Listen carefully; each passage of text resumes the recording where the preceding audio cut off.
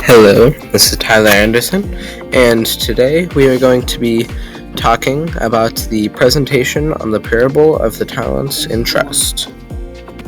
So, what is a parable? So, it's a story that makes any student or disciple understand what the teacher, or really anyone, parent is trying to say. And so, Jesus used many of these that helped his disciples and his followers understand what he was trying to say. So today I'm going to be talking about one of my favorite parables, and that is the parable of the talents in trust. So how does the parable of the talents and trust go? So basically, a master is leaving his home, and before he leaves his home, he leaves his servants with a certain amount of money each. And these amounts of monies are categorized in talents, which would be a great sum of money to us today. So, to one of his servants, he gives him 1 talent. To another servant, 2 talents. To the servant highest in command, I guess, of the house, he gives 5 talents. So, when the master leaves, the servant with the 1 talent was very, very afraid of the master being angry that he had lost the talent upon returning home. So the servant goes out and buries the 1 talent, thinking that he had made the smart choice, hiding his money so that he would not lose it. The servant with the 2 talents, however, went out and doubled the amount of money that he had been given. Same as the talent with the 5 talents. The servant with the 5 talents. He also went out and doubled his money. So, when the master returned, he was very, very happy with the servants who had doubled their money. So, boosting their positions in his house. And to the servant with the 1 talent, who had done absolutely nothing with it, he threw him out into what the Bible says as utter darkness, which I think would represent hell. Alright. Some points from the parable. First off, the simple ones. Neglecting the Lord can bring great punishment, as obviously shown. And obeying the Lord can lead to being rewarded greatly, as the servants who doubled their money. It actually says in the verses that the master said that they would be brought into the joy and happiness of their master, which I think would represent being welcomed into heaven. It's going to be a little bit. Just stop. God trusts us, and we are to keep that trust. As also shown in the parable, how can we do this in real life, though? God trusts us. He trusts us with many things, and we are to use those things, I guess you could say. It's complicated with that one. Tend to your faith as well. If we have no faith in God, then how can we call ourselves Christians, really? Don't be afraid to serve the Lord. Don't be afraid of what he might do if we serve him the wrong way or make a mistake, because in the end of the day, we're still serving God, and we are still trying to do what God tells us to do. Also, go the extra mile, as if we just do the bare minimum, then how do we have want to please our master or God if we are just doing the bare minimum of what he says we should do. Also, have diligence with what you have been given. We have been given many things, and we should have diligence with those things. We should, as do what the servants in the parable did. I will talk more about that later in the presentation. Go out and make a living for yourself. Also, because if we have the abilities to, then why shouldn't we want to have money for ourselves? I'm not saying that being poor is wrong or anything like that, but if we don't have want to make money, then we don't have want to have a family correctly. We don't have want to do. It's a big thing about traditional families in this parable, and taking risks most times brings the best rewards, as making investments shown in the parable helped the servants with the multiple talents. In the parable, it says that they actually made investments in the bank. They saved up their money, and they ended up with a benefit. As we are to also try to do this, we should be diligent with what we have been given, as I talked about earlier. So the talents in the parable represent any gift that is ours. So how can that help us in real life? Well, if we are given gifts from God, which not just tangible physical things, but really skills that we have, we should use those to spread the gospel or help those who do know of you or don't know of you, and we are to use what we have for you. Also, making talents refers to making disciples. Not the disciples that are any gift that is ours, but we are using the gifts that we have been given to go out and make disciples. Let me explain. Well, the master in the parable gives his servants talents. God gives us gifts. In the parable, the servants go out and double their money. The master is happy with them. We should go out and make more disciples. That makes God happy. If we are Christians, how can we be Christians without making God happy? How can we not be Christians? The slave with the one talent was not faithful to his master whatsoever. As if we are given gifts or anything really, and do not use them, we are not being faithful to God, or the master, represented as God. The amount of talents you have isn't what matters, it's what you do with them. A lot of people have said that just the one servant with the one talent, he wasn't faithful because he wasn't given, hardly anything. But a talent is a lot of money still.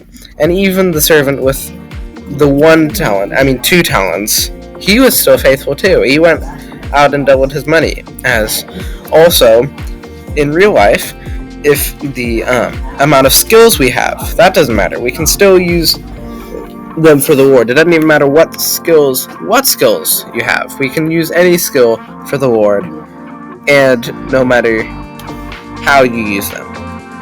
Serve God, not money. We are to make our investments for God, not for ourselves. All we should want is to please God. All we should have desire for is to follow Him, to follow His word. That is what our goal should be. Alright, and another point from the parable is use your money for the Lord. As in real life, we can also make investments just like the two servants did. We can make investments in charities and other things that support God's purpose in the world and what He represents. Thank you for listening to this presentation by Tyler Anderson.